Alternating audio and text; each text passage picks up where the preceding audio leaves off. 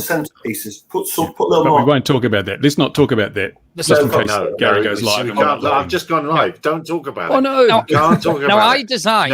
designed a automatic self-centering stroke non-self-centering throttle the other day, which is electronic based, and I'm surprised no one's done this yet. Does it involve cutting flat flex cables? No, it doesn't involve cutting flat flex cables, which is quite unusual for me. It hasn't got a USB because I've ripped it off.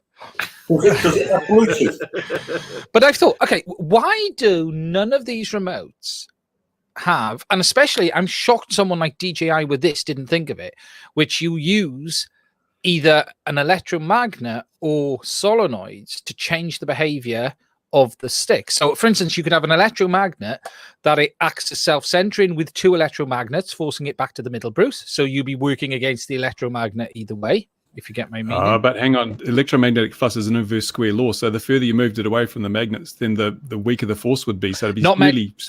Or solenoids.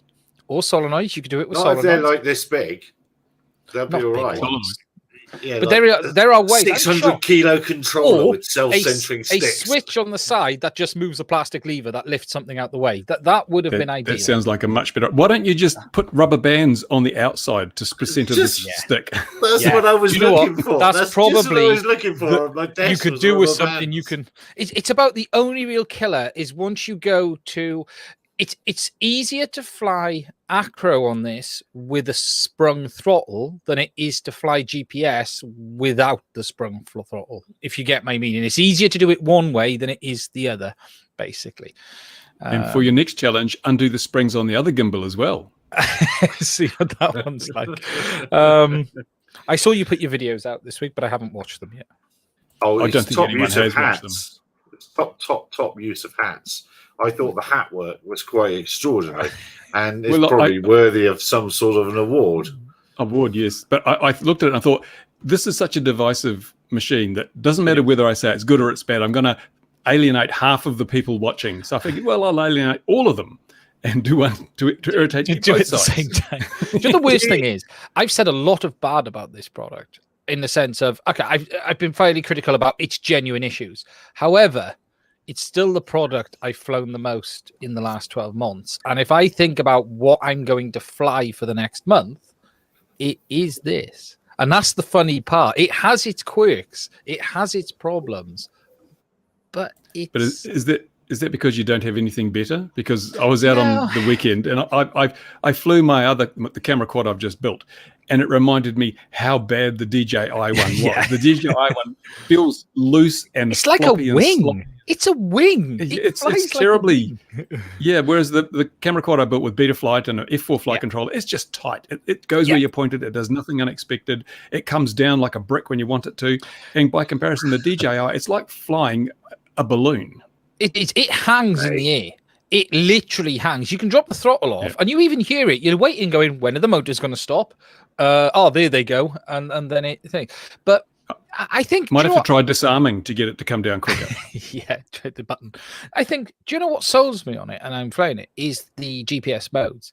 Not having to mess around landing in acro mode. I wouldn't dare try to land that thing in acro mode because some of the reports I've seen of.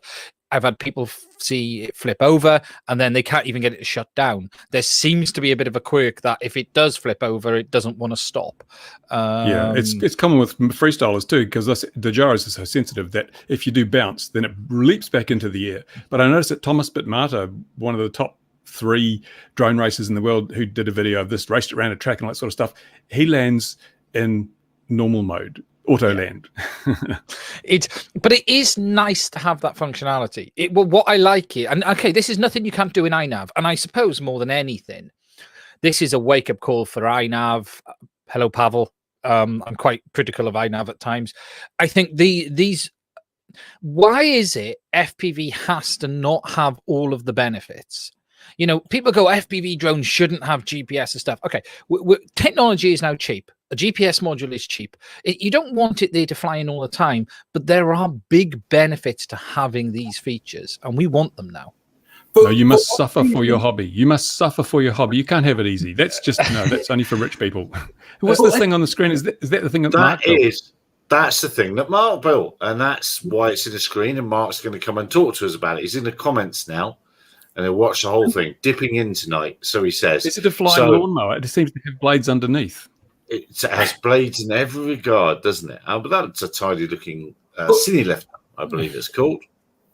Yeah, but see, 570. They land. Landing is a loose term for the FPV pilots. It's generally a strategic crash is the term I'll usually use. You know, strategic crash. They dump it in front of themselves. You can't dump that in front of yourself. It'll rip the arm off.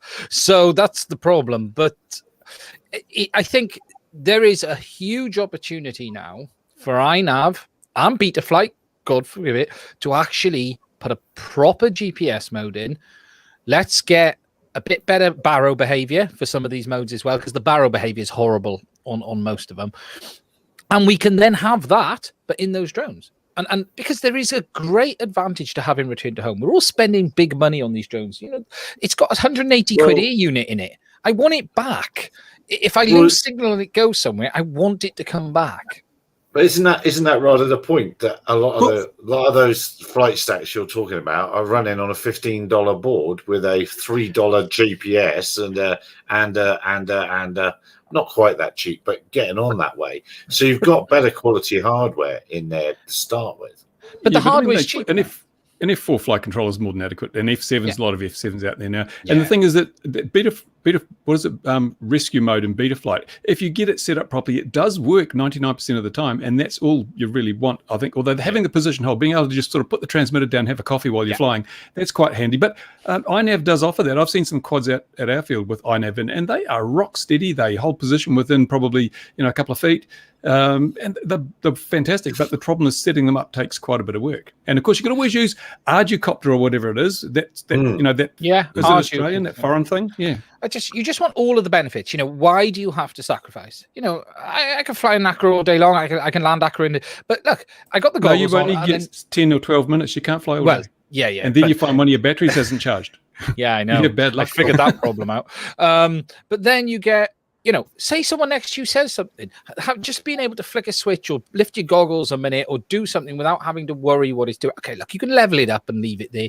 But it's weird. FPV seems to have got itself in this position of, it's either raw FPV or nothing. And it's now time to sort of bring all that stuff back in. Well, go on, Mark. Tell us all about it. Come on. You've been chomping at the bit there. The thing is, right, we've had GPS on FPV quads for a long time. It's only the racing ones that all of a sudden people are going, a racing drone should now have GPS for the reasons you're all saying. You want to be able to get back your kit. But actually, TBS Discovery, this has been around a long time. Got GPS on it. Props.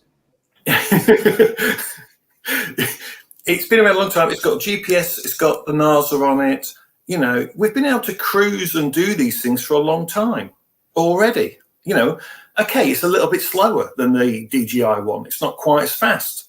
But you can put pics in it, like you guys say. You can put an Arduino in it if you wanted to, a little mini cube or something, whatever you wanted. We could always have. These are brilliant. These really are. They were that, TBS were banging them out. They were back in the day. Yeah, long time ago. My dad told me about those. But here's the thing. If you break an arm off this, how easy is it to fix? Let me think. Oh, it's a $5 part. It's just four screws on the top, 2 underneath. Off it comes. Take the... Squishy comment's interesting because this is the problem. See, there is a segment of FPV community which thinks it's flying through trees and wrapping it around buildings. That is an element of FPV, but that isn't the whole world of FPV. A lot of people want to be able to do more going down cliff edges, around, take it out accidentally out of line of sight. And but one problem with the DJI drone, the one problem with that drone, and it stops me from flying the places I'd fly my other drone, is that fail-safe, it's too fragile to dump on failsafe. You can't just have it crash into the ground like a normal racing quad. But it's too smart otherwise, because if I'm flying under, as I mentioned before, I fly under a tree, it failsafes. If I've got return to home set, it tries to drill a hole through the tree canopy. If I'm flying somewhere over water and I've got my failsafe set to auto land, it's just going to drown itself. It is too smart sometimes. And I want something that is going to be totally bulletproof when I'm flying behind trees, and certainly in CE mode. I know from a fact, from personal experience, that the DJI FPV drone doesn't like trees in the way on CE mode. There's just not enough power to cut through the wet foliage, and it just fail-safes. And if that tree happens to be underneath another tree, well, you've just basically tangled your drone up in the leaf litter and the canopy. It's terrible. Did you see that footage that 570 posted? Was the volcano footage. I'm shocked we didn't melt the arse out of the drone. Well, I'm just waiting for the volcano to erupt here. Then I've got a use for my one. It was a hell of impressive footage, but when it comes up over it and he goes through the middle of the lava spree which is coming up around it, you do sort of think, I'm surprised you haven't melted an arm off at that point. So he was very lucky not to get lava on the camera, wasn't he, when he flew through the bit that spat up? I was thinking, if that was me, even when I fly under a tree, I get leaves. It would just go pop on the legs. I'll tell you the shot I am waiting for with the DJI FPV drone. So this will be someone out in America, maybe Hawaii, one of the surfing beaches. So as the cusp of the wave comes up and the arc starts to come over, the big waves. I want someone to do to come along and enter and then literally have the wave coming over as they fly along. I want to see that shot. That's the shot. I've seen that shot. So I remember seeing that and thinking, wow, that's great. But I just got an email from Freewell. They're doing lava filters. Is it steel? The only downside is the camera just isn't good enough. And I've been saying this all week. The biggest disappointment for me is the image quality. It is not good. I am shocked. It's not bad. It's just very, very noisy. So hang on a minute then. If we knock it, it falls apart. It doesn't fly very far, and the camera's rubbish. Apart from that, but other than that, it's fantastic. It's brilliant. It's a fair assessment. The camera isn't. The noise is terrible. In fact, this is the honest truth. I've had to reach out to friends this week to ask them to send me some footage because I'm not convinced mine isn't faulty. Okay. So, because the noise I'm getting in my footage, I just can't believe is right in the daylight, perfect daylight. I don't know. Are you seeing the same thing, Bruce? Yeah. And mind you, it's quite common. Even my Panasonic, in bright daylight with the aperture auto on auto stopping down to like F9. Yeah. So it's, I can still get noise in the blue sky because it's the small sensor operation. I think the small sensors tend to be noisy in themselves. And if you've got a small sensor, it doesn't matter how much light you feed it, you're still going to get. You're probably comparing to micro four thirds or full frame cameras. I'm thinking about the Mavics. The Mavic Pro is pretty same size. The only thing I am wondering though, if this is the quad Bayer sensor, which I think they're using, that means the pixels are 4 times smaller than the other ones which we've had in the past, and that then and one of the downsides to that sensor is noise. I want to try turning everything on. No video noise, not props noise. It especially in the greens and the Lumas, it's very noisy, and I put it on my big TV the other night, and I'm watching it, and I just think it looks shite. That's the problem, and it's high, low speed flying. You're seeing it now. If you start watching a lot of the content people are putting out, it looks great because it's low, fast content, and you're not looking at the image quick enough to see, slow enough to see the noise. But it is there. If you actually look at people's, it is there. Yeah, I've just added a bit of temporal noise reduction when I process the video, and that kills it pretty effectively. But I was surprised also because it doesn't seem to have quite as much dynamic range as I'd have expected either. It out of the camera, it's quite dark, and there's not a lot of detail in those blacks. What my disappointment is this: if this had come out 3 years ago, I'd have accepted it. But we are now, we've had the Mavic Minis, the Mavic Pro 2s. All of those products are much better, and I would have expected it to have been up there. Now, some of the comments are, well, it's a different product, it's a different drone. I don't care.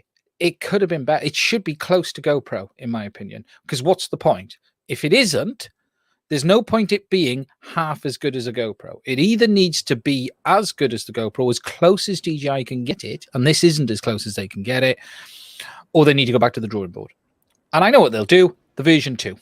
I was The just going to version say, 2. isn't it surely this is just dipping their toe to see what happens and sort it all out in version 2? Yeah, and I'm surprised also at the electronic image stabilization and the roll plane isn't very good at all. All my footage has got wobbles in it. You know, when I've done that, when you got the correction mode on, it's all still got wobbles in it. And if you put it,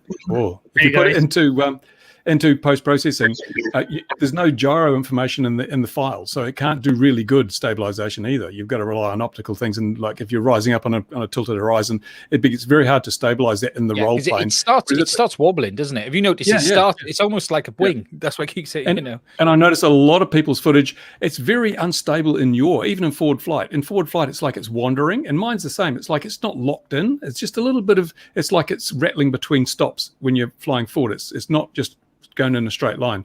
So there's a lot of things they could do to improve it. In fact, I wish they had provided a PID tuning option so the people who knew what they're doing could tune it. But maybe that's as good as it gets, though, because we're talking about a very heavy quad with very limited power, and maybe that's as good as it'll ever tune, because you can't tune out some of that stuff. I think it's definitely compromised from a tuning point of view. You can feel it. Like for me, sports mode's too tame. Sports mode should be, they need a sports mode plus, or sports mode should give us almost full bank angle, short of horizontal, but with that mode, you know, with the safety features. I'd like to see more on sport mode. I think that would sort of help stop people entering manual mode in some ways. To, you know, you're getting a lot of new users go, I'm used to sport mode in a week, enter manual mode and jam it into the deck and rip an arm off. You know, buy version 2 and get the turbo sport mode. Ooh. Well, you know, that's a very fair point from John, and I think I'm beginning to detect videos of people already getting bored with them, though. Some flying of like, well, here we are around here, around there, and I think I'm beginning to detect it's not quite enough. It's easy to get bored because you're too scared of blowing hundreds of dollars crashing it, and that's my problem I've got. I want it for a camera drone, so I'm not going to go through small gaps and fly really low with the potential of the legs tripping it up and breaking 4 legs. I've got other quads for that. So this is really, I mean, it's a Mavic as far as I'm concerned. Yeah. I'm gonna put something up on here because I want to ask Nicola, and good evening to him. Has anyone sent you one of these? I want to know more about one of these. Have they sent you one of those yet, Nicola? No. What a bizarre thing. The H-wing? Oh yeah, I saw that, but I also think Andrew mentioned something about it having some issues and not really doing all that great. Although, you know, the idea seems pretty interesting. Possibly it does look okay. Sort of reminds me, it's an interpretation of the first Google. Yeah, that's right. Well, I've been playing with that idea with a biplane version, but I didn't count the motors in. So that's all I'm going to do now, because I see that's what they did. So can a grown-up here explain to me exactly why that would be beneficial? The motors cant in to the center, not it's dihedral. The dihedral. There we are. It is sort of, isn't it? I suppose. Well, it's like the coning angle and rotor blades on a helicopter. Yeah. But I'm wondering which part it helps with. Oh, we had an issue with the transition and they couldn't fix it on the phone. Well, I've noticed some older photos of it where the ones on the top of the wing, as it were, on the upside, are canted in, and the ones below are flat. And I wondered if that was something to do with the transition, and then it went in. But I think I'm going to have to have a go at just cobbling something together in a cobbling fashion to see exactly what that's about. So I think while you're cobbling, can you make me some new boots? I can. One of that, we live on a tourist route here, and one of the most cantankerous people on the tourist route is in fact the cobbler, and he will shout you down when you go and buy a pair of shoes from him. There's no doubt about it. There you go. Look at Mark. Ready for Mark's his other hobby, yes. handy shoe repairs.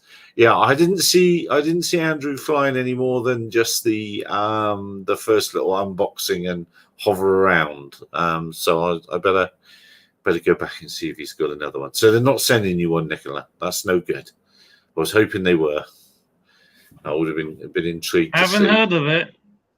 Nobody's contacted me about it.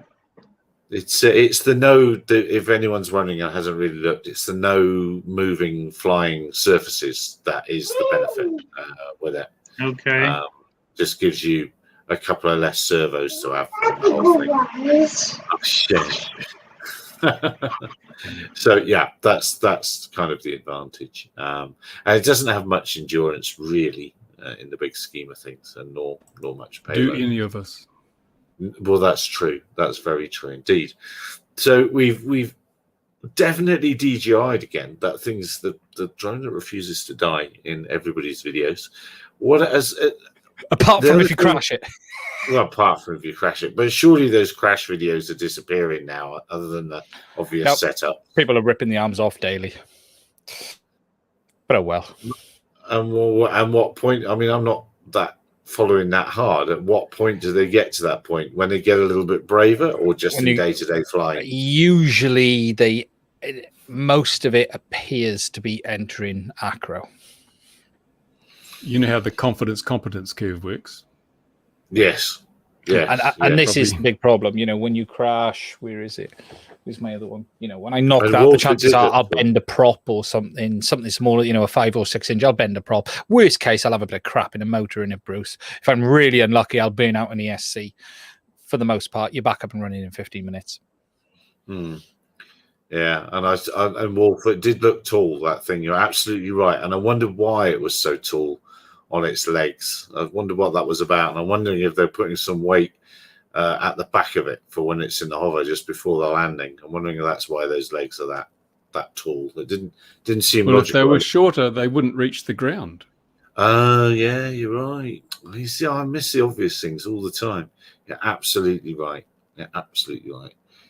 All the epi videos are called crash. You don't see so much damage. Yeah, that's very true. I've yet to see one of these things in the flesh. I know there are some in the country down here, and I know the distributors desperately trying to get rid of them, but they're not, pun intended, necessarily flying off the shelves here at the moment because they are horrendously expensive here. Horrendously expensive. Go on, how much is one battery? Go on. How much is one battery, Gary? Just let's have a look. 4 million rand. Oh, it'll be a lot of money. Its batteries is the big issue. I've got 3, and I need another 3 minimum, and that's. So you've got 30 minutes flying then at the minute. No. Sorry, Not even get no 20 at max. I haven't seen nobody that's got these advertised 20 minutes out of one, no matter how hard they've tried. The closest was Ian from London. I think he got 17 minutes, including the emergency landing. I've not tried. I'll be honest. I keep going into acro and messing about. The problem is with only 3 packs, I've been doing filming and stuff, and I didn't want to waste a pack doing a gentle. But what I think I need to do is I do need to do it and see if it's even possible. Well, to put it in perspective, the combo is 28,495 rand, which is as much as one of my cars. And let's just get something that you'll be more. Oh, why don't I just show you what I'm looking at here? Let's show you what I'm. Do you know what, Gary? Being on an internet live stream YouTube channel, I'd never have thought of that.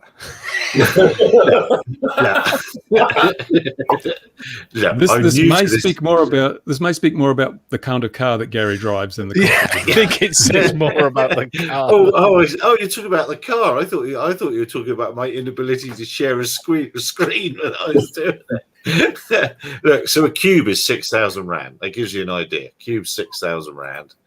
And there it is there. Oh, there it is there. Add to cart. Let's get one. Let's see if we can put it on Ian's bill, shall we? That's what we get Ian to pay for it. And that's, 28,495. So I don't know how that quite compares. But this is viewing South Africa. This is Alan Ball's site, and he is a great bloke. It is worth going to. This is where you buy your bona fide gear from here. Where do I put the affiliate links? Where do I put it in? Is it down below? The description. Oh, your description. There you go. Mm-hmm. Yeah. No, they're expensive. Mike, so we can't tell you. Yeah. They're expensive. I'm just looking for just the battery. I can't see it. But yeah, I can't say that I'd be getting one, and I would definitely. While we are talking about DJI, did you see? And I know this wasn't news because it broke at the end of last week, but there was an awful lot of hoo-ha over their decision to sell enterprise models direct. And I mean a huge amount of hoo-ha. The noise is that dealers were not told in advance in any shape or form. It was an announcement from China, which was, "Wow, what's the problem? We don't see a problem with this. What's your issue?" What part of American China's that? Yeah. Why do so many Italians in China? It's those Italian Chinese dealers. That'll be it. Yeah. It's Mario Kart. It's me, the Mario Kart. I don't see the problem. What's the problem? With Right now, thousands of woke people are flagging this video. You can't. That's racist. You can't do that. You can't do anything that's race specific. You should have used the generic accent. Like the Welsh generic accent.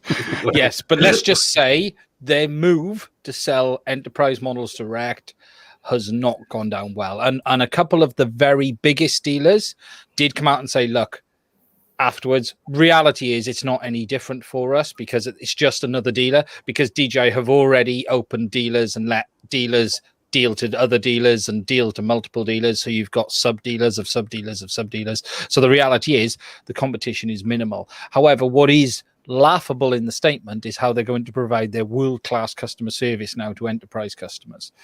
And that was the interesting comment. Sounds like a drug cartel, all this dealers and all this sort of stuff going on. But does it speak of a certain amount of desperation on the part of DJI? It's the enterprise project was set up in such a way to allow the dealers to get bigger margin, but for the dealers, more importantly, to handle the front end issues.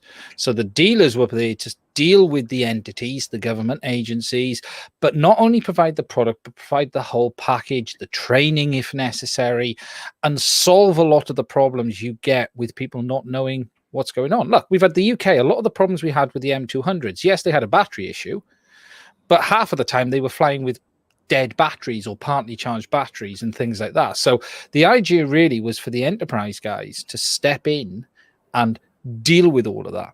Now, what they've done is told them all, we want you to handle all of this, and then pulled the rug out from under them and said, but we're going to sell direct now. And I the only reason I can think is money, because there is no good reason to do the change they've made other than money, margin. Because they've now got to provide all the hassle, the customer service, which they didn't have to do before. They didn't for enterprise, at least. Well, or does it? Another way of looking at it is that they're confident enough in their products, they're more reliable than they used to be back in the day when they started, so it's not as much of a hassle. Is that another way of looking at it? It is potential. The M300 doesn't tend to fall out the sky like the M200. In fact, it's probably fair to say the M300 is extremely reliable. I don't probably update that in version 2, won't they? Yeah. The 300 is nice to fly. I will say that about it. Having flown the 210 and the 300, both very nice. It's an interesting move, but it didn't go down well. It certainly has caused. If they wanted to push more dealers to other brands, they've done it, and dealers have sat there and said, "Okay, we're going to go and talk to someone else then as well." You know, but just look at the car world. Yeah, but how do those dealers then go? Because for years we go, rah, rah, rah, DJI, hate all the others. How does anybody that's been paying attention then take them seriously when, oh no, we hate all the others except the other ones that we really, really like, and we're going to sell you those now? I mean, how do they keep a straight face, and how do they? Same as car dealers. Same as car dealers, yeah. You know, So- you have got some very good guys like RMUS in the US who've never dealt with one. You know, they were a very big DJI dealer, but they were more about the services and sold a lot of other stuff and promoted other brands. But it's a real kick in the balls for their enterprise. And basically got 10 grand, go and buy an M200. You can get 300. You can get it directly from DJI. I'm just waiting for the FPV version of the Agris. Yes. Do you know, there was one, they have a really, really expensive horse selling thing. There'll be a word for that. Auction, something like that. And they had one. And do you know what its duties were last week? Its duties were spraying water over the guests to keep them cool. They had that flying up and down a crowd, spraying water. They were allowed to fly over people with it. With these people, I think you're allowed to do whatever you like on their property. They're that wealthy. No. It's one of the Dubai sheikhs or something keeps all his racehorses there.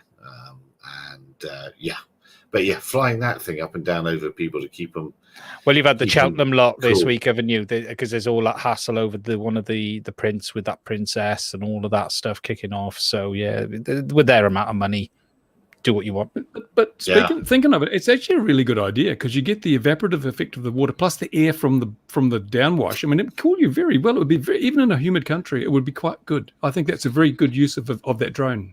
Oh yeah, I mean, because it's almost like you could almost put it on a pole and connect it to the mains and keep it there all day and have a fleet of them. Yeah, you could get the same effect with the FPV drone. Just the blood from the blades would do the cooling after it cooled. I think if an Agris came and shook your hand, I think you would not be best pleased with the outcome. Well, you know our friend Tim. He's got an Agris. Can you imagine how he flies that? Yeah. I've had to repair it once already. But how do I put this? Surely he has to have a touch of less on and off switch on the throttle with that. No, shooting gaps with an Agris is not recommended. How's it, numbskull? And you're absolutely correct. We are weirdos. Absolutely correct. I feel a little bit sorry for the guy that's running it here. There were a big company here to buy a fleet of them, and they don't have the fleet of them anymore.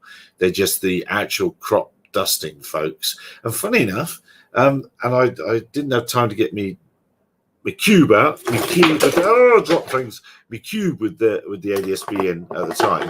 But our local crop dusting guys got ADSB now. And we can watch him beating up and down the fields, and it's great. It's tickety-boo. That's how it should be. So we can get out of his way easily. No dramas at all. I wish our crop duster had ADSB. The helicopter flew over the airfield again, right across the circuit when we were flying yesterday.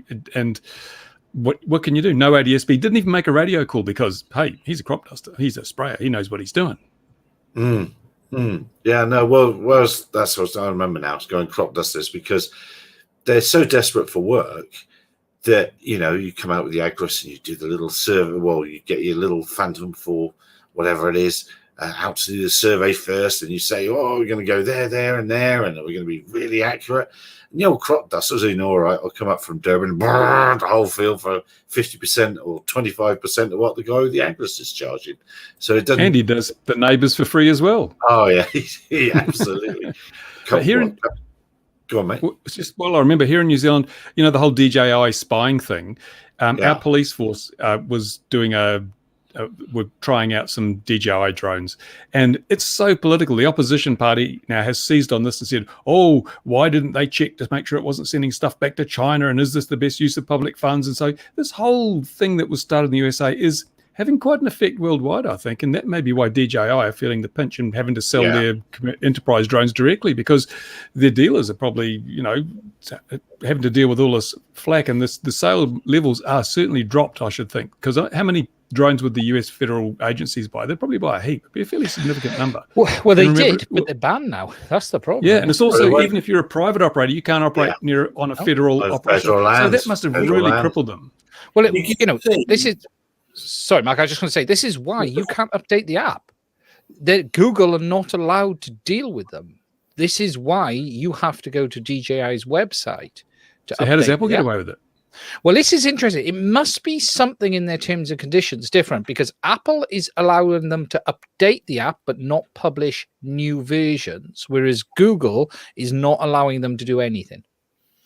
So what's the difference between a version and an update then? I'm just wondering if it's an interpretation of the law. Just a quick one for Mick then, while he's here. He's probably off to work. Is DJ Mini 2? That's what I'd like. Can't go wrong. Can't go wrong. Brilliant. Yeah, there we are. Probably the best bang for buck period today. Crap. That crap. I said to do a dissenting voice, because otherwise that doesn't sound right. Turn your hat round. Turn your hat round. Did you see China push back, though, on spying Tesla cars? So China, they've got a bit of a stink with the DJI stuff. They went, Tesla cars, they're spying because they're taking all the imagery.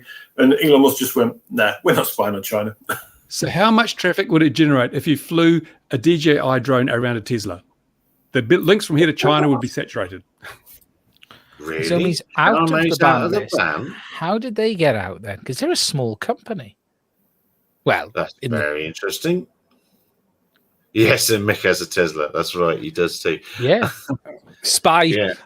It is interesting. Well, no, China don't care no more. They have had enough of pandering to Western belief of them and what we care, and that DJI have very much done that. They've got rid of virtually all US staff. They've moved virtually everything back to China. They're closing ranks. You're seeing it across the board. China are going to do what they feel they want to do now, and they're no longer willing to play the Western, you need to do what we want you to do game. And that's what we're seeing across the board now. China doesn't need to pander to us at all. They make everything. Anything you buy comes from one place in the world generally. You want that little electronic widget, it comes from that neck of the woods. The only thing China's going to do at some point is decide it wants to take Taiwan over or one of the others, because that's where all the electronics is being made. Well, China. It is interesting. Here's an interesting one. I read something this week and I didn't realize this. Where it was, take computer industry right now, pretty much every motherboard manufacturer over the last 3 years has moved all of their production from Taiwan to mainland China. So as of now, there is only one factory in Taiwan that's making motherboards for Gigabyte. Everything else is back on China mainland. And this has been happening over the last few years with graphics cards, with motherboards, with everything. So again, they've taken another hold on the market that way. Yeah. But wouldn't you, if you're going to spy on someone, I don't know, what could you launch? What could you use to spy on people? I can't. Didn't they use balloons in the 50s? I think something like that. How big are these satellites again? Can someone remember how big? They're tiny. They're not that small, are they? How small? How big? No, they are quite big actually. Think of like a solar panel size thing. The actual unit is actually quite a big unit. If Gary has a look and looks for them doing a release out of the system, out of a launch, so if you find a Starlink launch and you can find the release bit because they show it, you'll see them sliding out. But they're kind of like solar panel size from what I can tell. They're not small and they just slide out. They're not very wide though. They're not fat. They are quite thin units. But yeah, and just check because there's very few images of these actual satellites. Yeah. If you watch the Starlink launch and everything, you'll see them as they're released. Check the Chinese websites; they've probably got heaps of images taken by Phantom. Yeah, but I was just thinking, we say about one guy controlling it. What would happen if he decided to turn them all on Earth and tell them to crash? And you use a genuinely, if you had, they're going to do a bit of damage. They're not heavy. I don't know how many there are. Elon Musk is a figurehead. He doesn't know how to make rockets. He doesn't know how to make satellites. He's a figurehead. And I think people there, if he said crash these satellites, they'd say bugger off. And that's what, that would be it. It's like, he's just, the guy smokes pot and he buys Bitcoin and he's always there making all these outrageous statements because he is the PR man and he needs to be in the public spotlight all the time. But in terms of actual influence, I don't think he has as much as many people believe. You do know he is the lead engineer at SpaceX. Yeah, but he's giving himself that title. I'm the lead engineer at our space program. Yeah. There's a great channel, Munro. I think it's Munro Live. He has an interview with Elon Musk, and then he sits and talks about Elon afterwards. you need to watch that, because you discover what kind of mind Elon's got There's and no how question he's a smart clever he man. really is. Because Yeah. Monroe was like, this guy can go from talking about battery to a rocket engine and start doing the mathematical sums literally in front of you on a board to tell you how to do stuff. He is a smart But is it man. the same? Oh yeah, there's no question he's smart. You don't make as much money as he's made without being smart. But you know, he's also, what did he label himself last week? Oh, There was God, yeah. on the Smart people are not always, how do you put it? They're not. I am. all there. I am. Yeah, they're not all there. It's Smart people are slightly on him, because, don't take this the wrong way, I'm a chimp compared to him. You know what I mean? I'm not even a chimp, probably. I'm probably less than that compared to Elon Musk in the way he thinks. So he thinks on a slightly a different level to me, for example. And I'm a chimp. So I bet he can't build a drone like yours, though.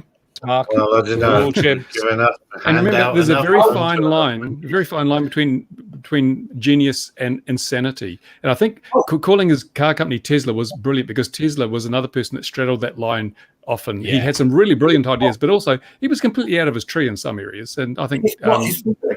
Tesla was not his company. Tesla was not his company. He joined it when he bought into it. He was an investor, so 3 or 4 years, yeah. But it was you made Bruce go. But that's the same. All his, I pressed the wrong button. Oh no! All his stuff is not. He doesn't think it like the Hyperloop. No, that was 1920s, even as late as the late 1800s. That concept and reusable rockets. Well, the space shuttle was the first instance of that, and even rockets that land. That was done back in the 70s. All this stuff's been done before. He takes an old idea and says, "I've invented this, and it's going to be great." And I can't understand people fall for that, you know. And he says, like with what was it, the Hyperloop? I'm going to put this in the public domain so the whole world can benefit from it. He can't patent it because it's prior art. So naturally, it's going to be in the public domain. It's not because he wants to; it's because he has no option. Hang on a minute. So taking someone's ideas, so firmware or software, a little cube, flight controller, that doesn't happen in the drone world, does it? Where people claim stuff all the time. No, never happened. It's never happened. I would never. It probably will eventually, but it's never happened yet. Not to this date. No, not known at all. Oh, you've seen, I've been getting angry about that this week. What shall I say? Somebody made the mistake of ringing me from America when I'd had a couple of sweet cherries with a few dear friends. Yeah, I sort of vented to them about how disappointed I was with some of the elements. So if you happen to be watching, sorry, you got the thick end of that. But my word, I've seen some flipping BS this last week from people claiming things and claiming to be first and this, that, and the other, moving forward this and backward with that and over to the left with this and the right with that. Everything that's got prior art has been done if you've been paying any attention at all to the industry. And I don't know how people can sleep. I do not know how they can sleep at night, how they believe their hype. Sorry, rant ends. Marketing. It's called marketing, not hype. Oh, okay. That makes it all right then, does it? Oh, it does. Yeah, you're allowed to lie in marketing. It's accepted behavior. It's like politics, but not quite as bad. Yes, it's where you start out. It's like politics, but without the jail time. Yeah, no, the amount. But having said that, so we have all this big urban air mobility, advanced air mobility. Anything, I've said it a million times, anything that changes its acronym frequently is in trouble. If you keep changing the name of your thing, so flying cars, but. Did we see the Eco Otter, which you can't, because you can't say Twin Otter anymore because it's going to be 4 engines and electric, and then also the Caravan, the Cessna 208 that's done 50 miles. That's like some more grown-up ideas are coming, or more obviously simple to get through the hurdles ideas are coming up. And then did you see that nuts? Was it the Airbus thing, or was it the Brazilian lot that had it? Drop the flying car from a quad, and then it swoops down and picks it up and takes the car away. Did we see all that? No, you didn't see that. But that must surely going to work. Must surely going to work. Yeah, so I think there are some. It worked for the Mars. Worked for that Mars thing. Yeah, I was going to That's say. very Probably true. got their inspiration from there. No new ideas. They can't patent it. It's been done by NASA. You see, interesting. So, are we at the stage where we think we've seen it all now? Do you know what I mean? I think you can apply that to many industries and markets, the wives and artists, and they say there's no new art. There's no a good artist will tell you there's no original art. It's all out there somewhere. I think there's a lot more to come. You can never underestimate the idiots. They've always got something up their sleeve. Yeah, but it's not that. If we think about it, okay, if we think from a tech, take Nikola's aircraft, you can't get much better than the autopilots we've got today. Nikola does a lot of wings, a lot of planes. That's peaked. The tech is as good as it's ever going to get for the most part. That's what they said in 2015 with the KK boards. The only thing that's going to happen, we might get, is some sort of anti-collision plane sensor, because we've not really got that yet. But otherwise, I'll see another model plane that's nearby. Well, we can even sort of model that now. You've got stuff that does it. It's just not consumer, is it? You know what I mean? It's in it. We've hit the point of every drone that comes along, we can pick holes in because there's nothing genuinely new. It's going to be interesting to see what comes next. Who's next? Autel, Skydio.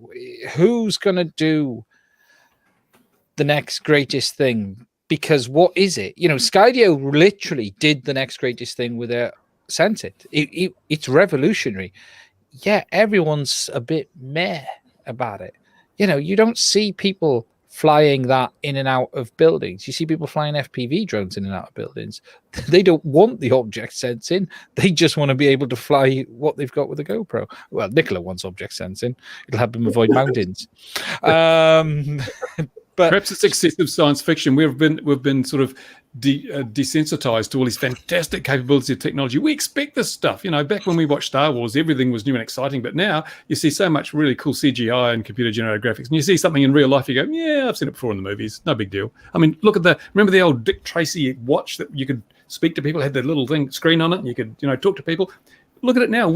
You can contact almost anybody, anywhere on the surface of the planet at any time with a supercomputer you pull out of your pocket. Everyone's got a number. It's totally ubiquitous communications. Just less than a century ago, that was totally unimaginable. But hey, here it is now.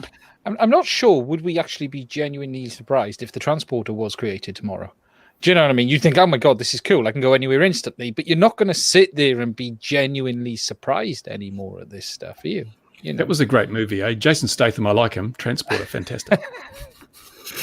I just want the doors off Star Trek. We just think about how doors are. Just do that as you walk through the door. Yeah. That's all.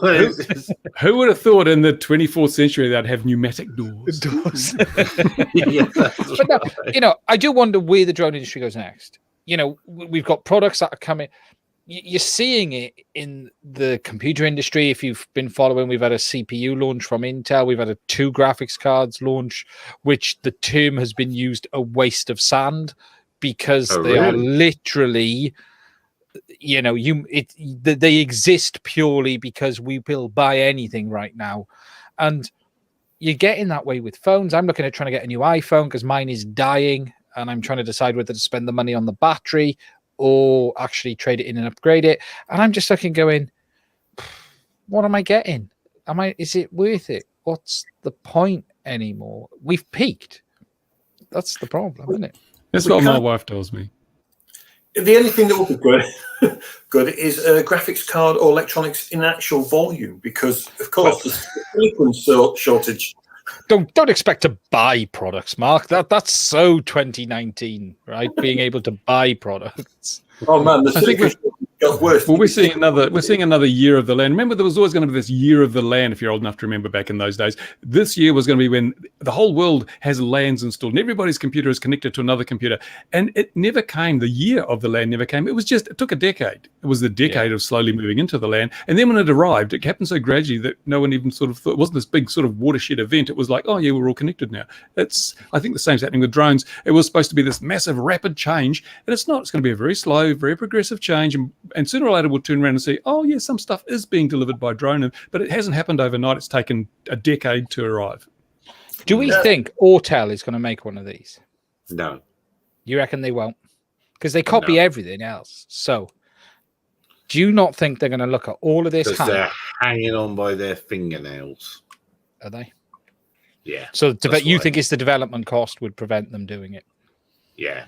Convergence between Gen. I agree with Dan just there in the comments. I think very much so. And do you know where I think part of that convergence is going to come from? I think it's going to come from desperation from the GA world as they realise they've got to join with this because they're also being squeezed out the sky. They'll catch up soon. They'll realise soon. The pilots union warned us there'd be a convergence. It's only a matter of time. Yes, that's true. The pilots union's got bigger problems right now, like them keeping their jobs, and that's the next problem they're having. And you know, well, we've got a problem here because they said no one's allowed to go on holiday overseas.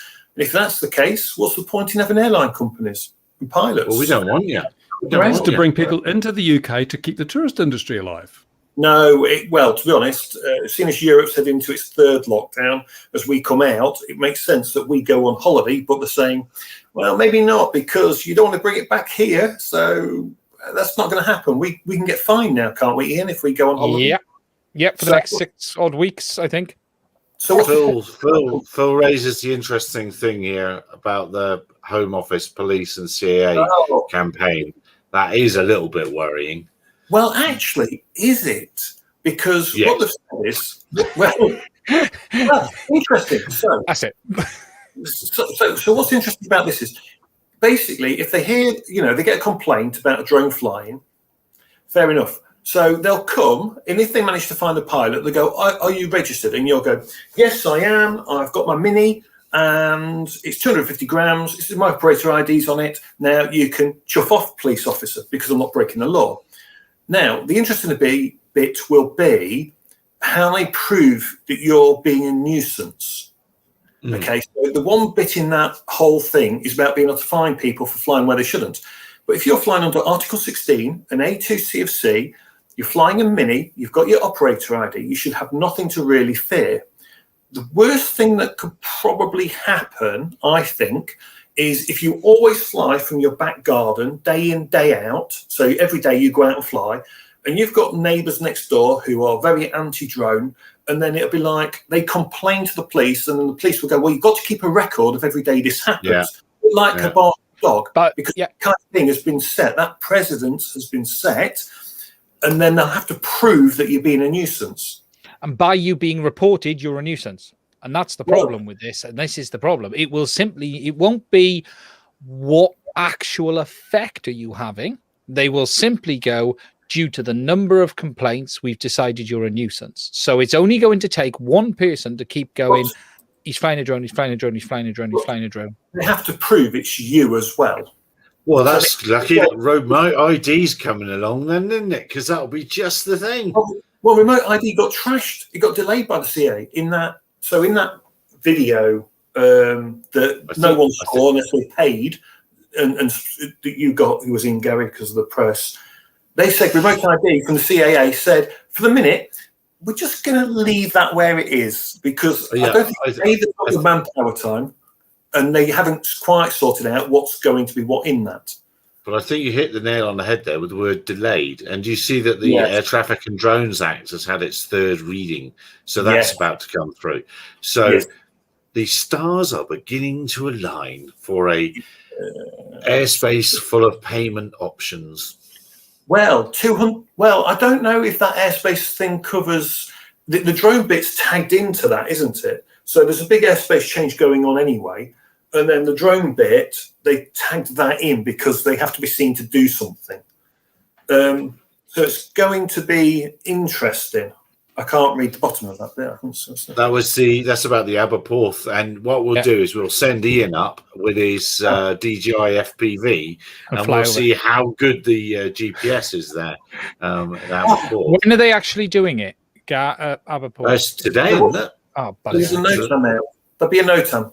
Just look on that Genesis. Now the only problem with all of these laws is this: it's a nuisance in the eye of the beholder, and this is where I've had some concerns over this whole. You've had the protests in Bristol this week, and that all kicking off and everything, and they keep using this word causing a nuisance. Well, anyone who's got power and you're giving them a bit of problem, you're a nuisance, and that is the problem with these new regulations. Is they are in the eye of the beholder and the eyes of power where the issues will lie. So if a government, for instance, an MP decides you're being a nuisance, you can guarantee the police are knocking on your door.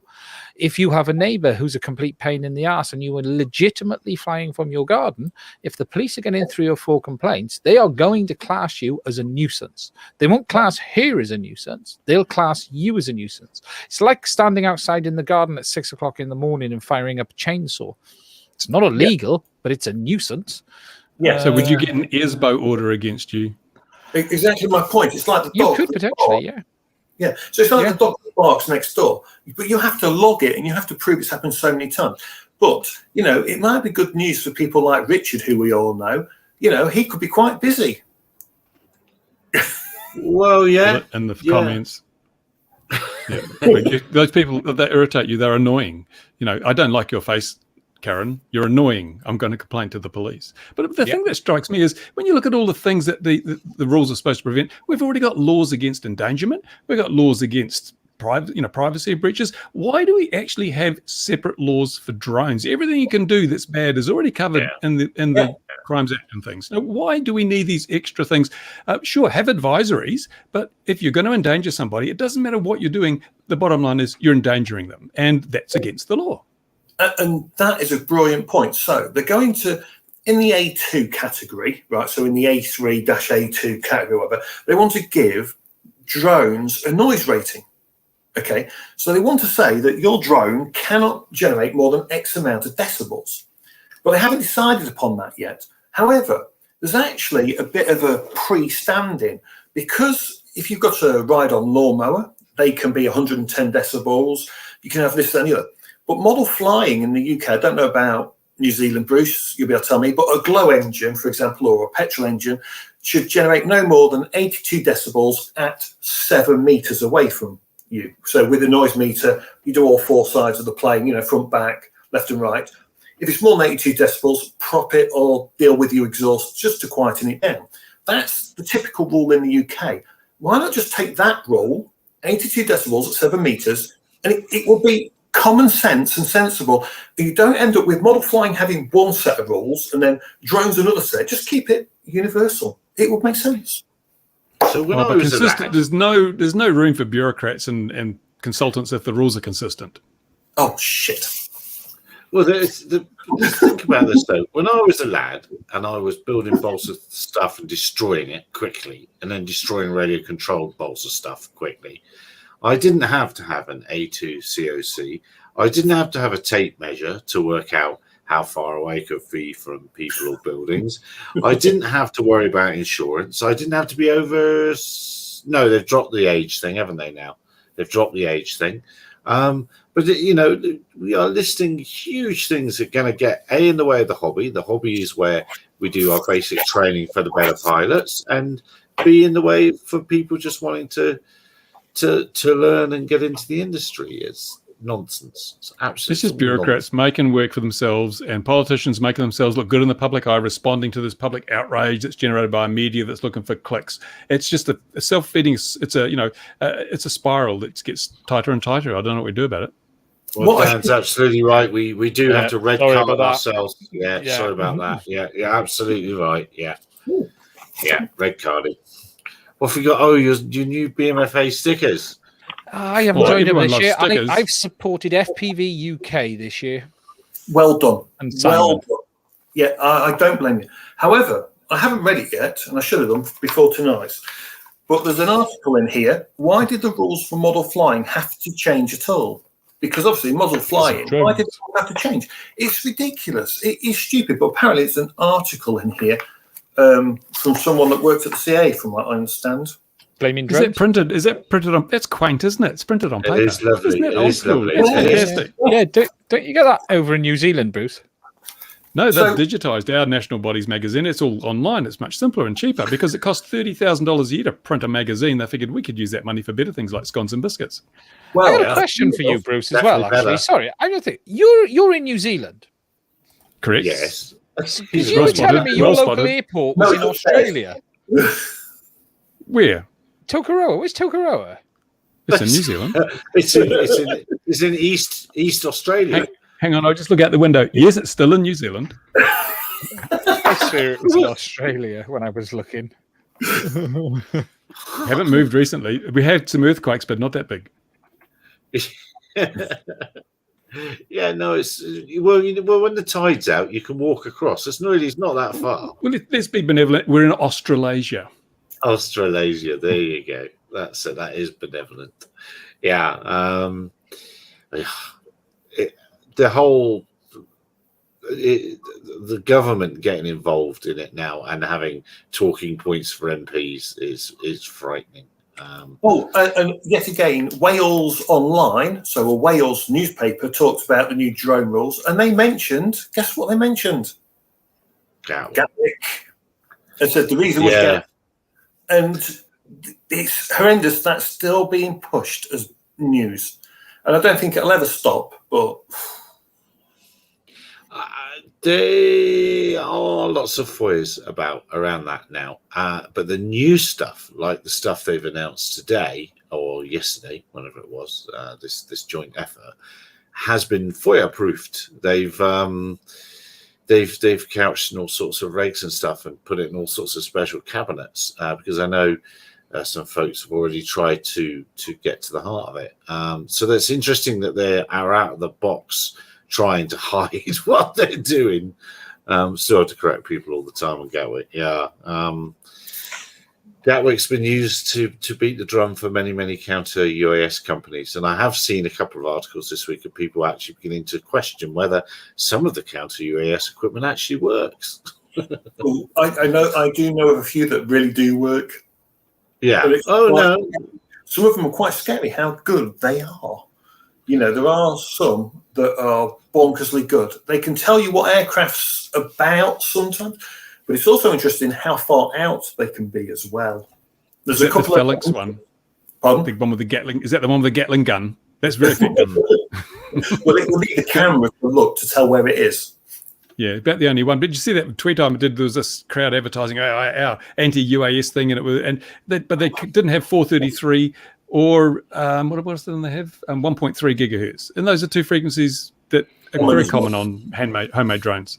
You can drop to you can drop to 1.3 for your video if you really want to push out. So if you really want to go some distance, drop to 1.3 analog, which we know will give you range and it gives you penetration through things. It's really and good. 433 for your RC. In fact, for a long range drone, those are the perfect frequencies. Yeah, and you're not going to be launching an attack from just over the fence, are you? Yeah, and then you can drop. You can get to 915 if you want. This is going to be everyone's nightmare. So you can get to 915 if you want to as well. And then if you really want to really screw with someone's system, okay, and this really screws with them, is you switch to 4G, right? And then they have not got a Scooby-Doo. And if you really want to screw with them, just send it on an auto mission. Yeah. Didn't he sound like the Spice Girls then? Really want. Really. That's very good. That's horrible, by the way. No one ever listened to what I just said. Well, no one does, so that's fine. He's put far too much thought into this. I think I'll have to mention your name in high places. No, don't bother. I'll probably get myself in trouble somewhere. But there are all sorts of military systems that are that just listen out for stuff that don't look anything like the systems largely touted in the industry and stick in aircraft. And didn't Toshiba just issue a press release? They're joining up with somebody to do counter UAS stuff. Yeah, they did. But what to say about it all? It works with the fear very nicely. So if you set up a Gatwick narrative, works all day long. Well, the system that was at Gatwick, so we all know who that was now, don't we? Gatwick, we know which. Yeah. Yes. That system does work, by the way. That system will. You can fly on that stuff. Their system does actually work. So their system would detect any DJI drone that was up. It would detect anything like this flying, as we were talking about a minute ago. You know, if this was all rigged up, it would detect it. It would see it. I know So that. what else? What else have we seen this week, boys? He's looking hard. He's looking very hard. I've not really seen much. What's that? Bruce? That's a Some box. sort of power thing. Is that a charger? This is a 200-watt bench power supply with current limiting voltage. It runs from mains, or you can run it from a LiPo if you want to. It's amazingly small for a 200-watt power supply. I'm going to test it out and things. It's got it's really good. And guess who makes it? RC Toolkit, the people who make all those little chargers. Oh yeah, so it's quite clever. Yeah, so they've just basically the same technology put in the box with that. It graphs the voltage and current graphs as it spits the stuff out. It's also got a high-speed USB-C charger for your phone or whatever you want. I'm going to augment my existing bench supplies with this. It's really, really nice. Well, that's a lot of. Well, what can the how's the drone industry going to change? Blah blah blah blah blah. A lot of it's going to be in details like that, and the charging setups, in the battery management and software that allows you to manage your flights a lot better. It's not around the actual flying itself, but about the day-to-day, how you actually get it done. Well, it's like the DJI drone. They're going to take these things that are currently very complicated and difficult and require an extreme amount of knowledge. You're going to turn them into turnkey systems, shrink wrap them, and sell them. Yeah, and I think one of the biggest changes will be eventually is the way data is given or handed to clients. There'll be more of those kind of systems.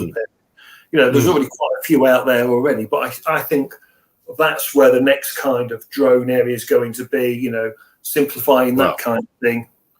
That's where Parrots are flipping clever, isn't it? They own Pix 4D.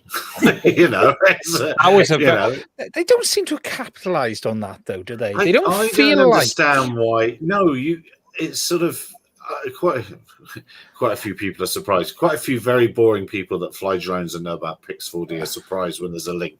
You've got to be a bit dull to know there's a link. But sometimes you buy a company not because you want to use it, but because you don't want your competitors to use it. Absolutely. They've certainly not in any shape or form.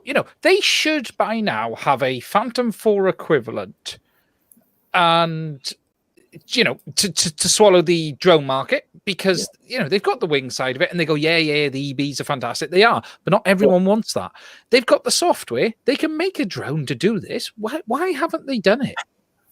Well, they've got the integrator. They've got the ability to sell the system. They've got the ability to sell system and say, oh, by the way, we were chosen as one of the blue SUS companies. Oh, and by the way, several of the European nations' militaries use our gear, and several this and several that. But they really don't shout as hard as they perhaps could on all fronts. Actually, now I come to think of it, not just Pix 4D, but the Parrot stuff as well. Now, SenseFly, of course, it is the same. They do shout a little bit. They do. Of the three companies, they're louder than the other two. Well, didn't the Anafi come with a version of Pix 4D for a while? I don't know, but I'm sure.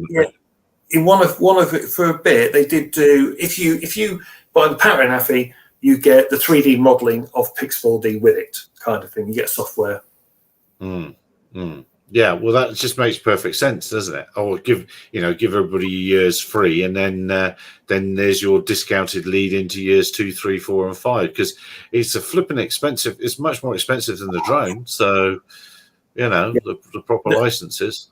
Yeah, don't ever moan about the price of the drone until you go to buy Pix 4D, because you'll realise software is well expensive.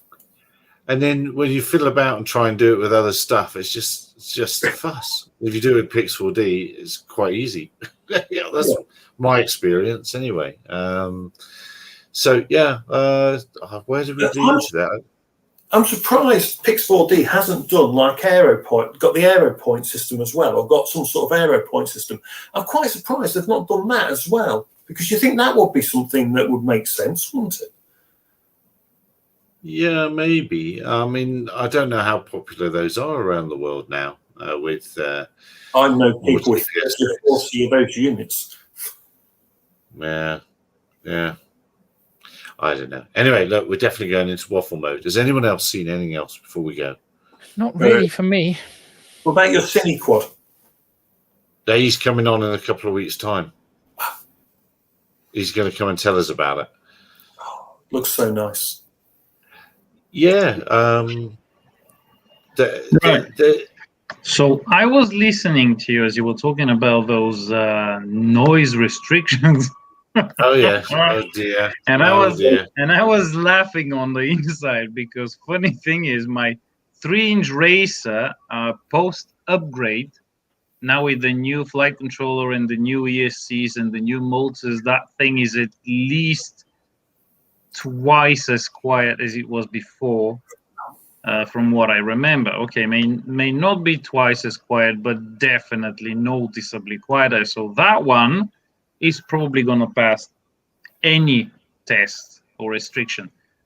The Aggressor plane in its stock form has absolutely no chance of passing any restriction on noise unless You you love that move plane. the engine back a good deal. And even then, it is a loud plane. I could see the love in your heart when you reviewed that plane. No, yeah. And what was your latest video? 10% less sucky or something? Yeah. Yeah. Well, apparently moving the motor back does improve things a good deal. And I've been playing around with a few things now. I did find longer bolts, so I printed a 2 centimeter longer standoff. So I'm going to move the motor even further back. And then I printed out these that are supposed to go around that new mount. But this one is a misprint. I'll have to print it again. And so you're moving the motor back so it takes longer to get to the scene of the crash. Well, we all like an RCG. Nothing better than an RCG. You know, the plane on its own has not tried to crash unless I've pushed it to, but hoping it's not going to get there. But I am now working on tapering off that rear end, and I'm printing out. This is like a revision 2 of that part, and I've made it longer to account for the new motor mount.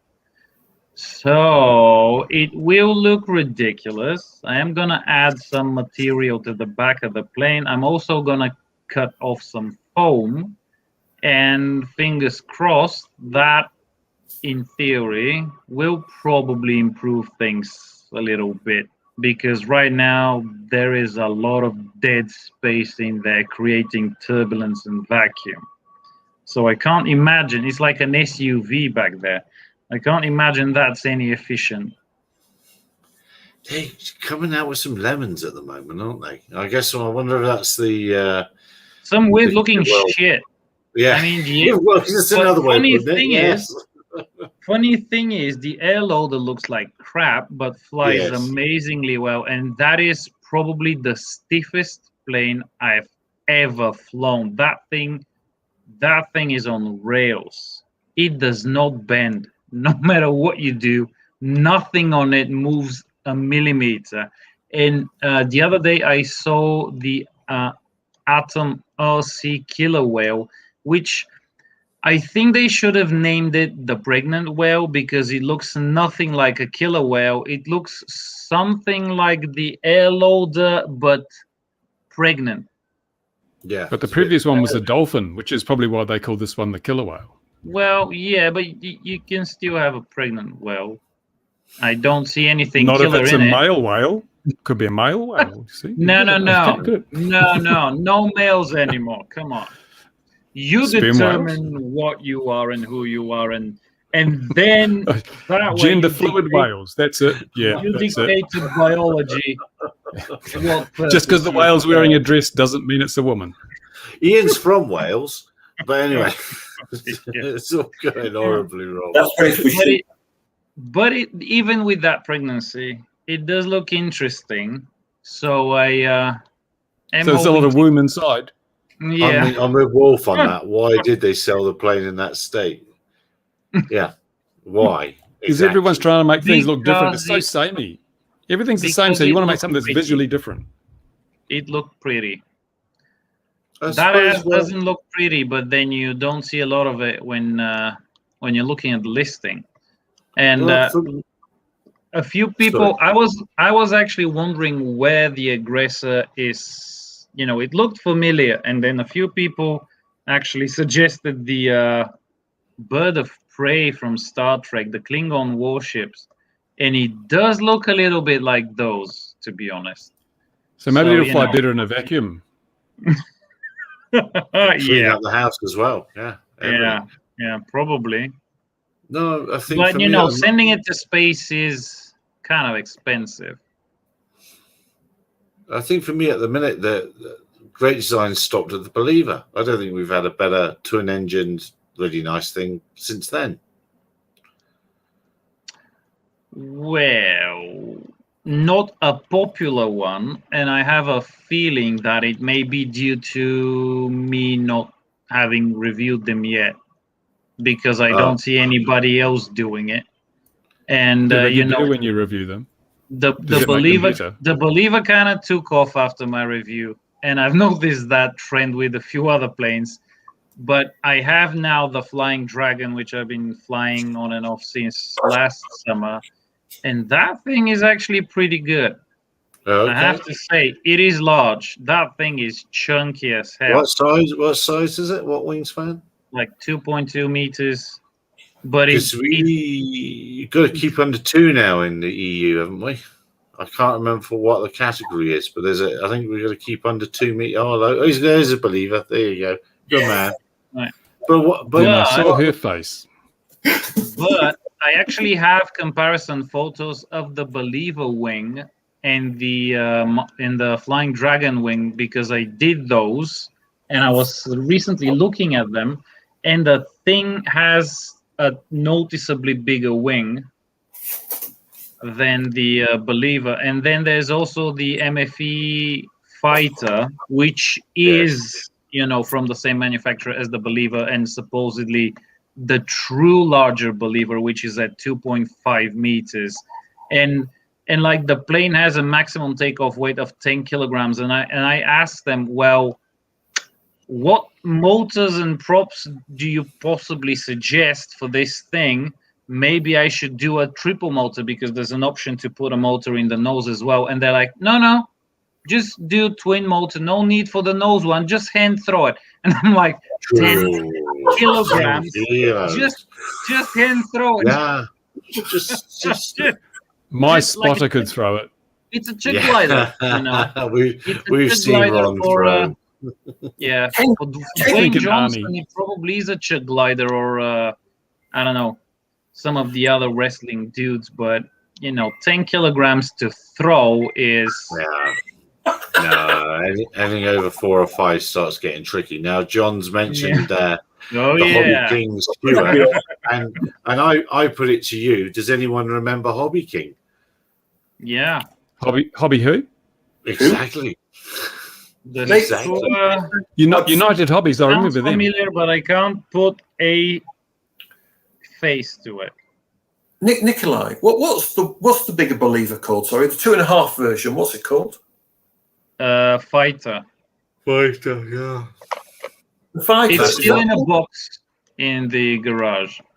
So that's the one the separate lift thrust is based on. There's a VTOL version of that, then, isn't there? Yeah. That's what it's on. That's what it is. Yeah, but for some reason they didn't want to part with that one and said just load it up and throw it as a twin tractor. But because I thought at 10 kilograms might be a good idea to have that VTOL capability, for obvious reasons. One word: trebuchet. Trebuchet, yeah. I know someone that's got the VTOL version, because it's about a mile that way. I've seen it. That does just have the motor on the front, so it is a puller. Yeah. It does fly, but really nice. They do fly nice. That I do know. Okay, so let's hope it loaded up. It's gonna take off from my hand nice without the bungee or any other bullshit. Can you not get a catapult for it? Hmm? You have a catapult that could do it at all? I have a bungee cord. I've never used the catapult. Back in the day, I put some hooks on the Volantex models, on those plastic fuselages, but I've never been brave enough to put one on a foam plane. Yeah, I have one of those little Cox 049 motors that you rubber band to the top of the wing. Anyone else have one of those little power pod? That's brilliant. Besides, I do remember from back then that I had to walk while pulling the damn thing. And at some point, it becomes impossible to stay upright with a plane in one hand. And that thing is fucking 10 kilogram big. Well, but that is a great thing about just I once you just don't set see it it up, happening. knock it into auto, and then both hands. And Nicola, the worst thing is when you're pulling on that bungee and you feel the screwdriver come out of the ground at the other end. That's the worst feeling. Okay, yeah, that's why I don't know what you're talking about. What on earth are you referring to? I use like proper. Well, I don't know what you call them. That I use for the dog lead corkscrew. No, but they were like scissors. Use scissors. Like a tent pegs, but beefier with the a cow. Was it a cow?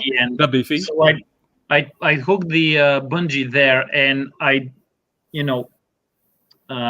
nail it down at an angle away from back me as well. So there's no chance of it coming out because that would be painful. You can get the best thing for catapults I found is the dog leads corkscrew. So when you want your dog to stay in the garden, but they've got a corkscrew about this long, and you have to get it into the ground, just cork it in. Yeah, on and that one. absolutely. Yeah, you're and welcome. Brilliant for opening a Jeroboam of wine as well. Flying field. Maybe works well on the beach in the sand, but oh man. You train the dog to tow it up. I mean, if you've got the dog there, you might as well have it pull the thing up. Problematic if your dog's a Chihuahua, but apart from that, good. Yeah. Look, we've definitely degenerated into nonsense. So this is my final call. The same disaster rate as someone no experience to throw. It is bungee launch. It is an acquired skill. That is for sure. And people do make it too hard. I mean, how we laugh when we see them walk back and back and back and back and back. We know where that's. And then watch the hooks just get ripped out the fuselage, or that was the brilliance of the plastic Volantex fuselages. There was no worry that when I hook it up to the plane, it's gonna rip it apart.